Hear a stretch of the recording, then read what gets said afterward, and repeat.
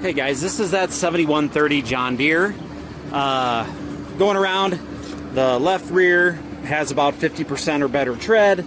The fronts are probably closer to 75. They still got the nipples on the tires and everything. No front weights.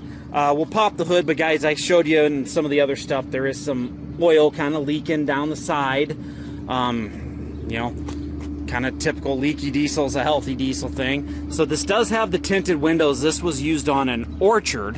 That's why it has the hydraulic controller that's inside there, kind of a Fosse valve setup. Come around the back. This does not have the 3-point arms on it. Now, I can push these down when I lower the 3-point, and then they will hydraulically raise back up. I'll show that in the videos. This has the 540 PTO, but it has the snap pin to flip it around and switch it to 1,000. There's no rear wheel weights on this. You know, it has been touched up, guys. The hood, you can see somebody has touched it up at one point. Still, guys, sounds good. The tractor runs good. It shifts good. You come up in the cab. The only thing I did notice, your push buttons on your shifter for your power shift gears, those do not work up here. The buttons are broke off, so you got to power shift it here. But yeah, we'll go ahead and start it up in the next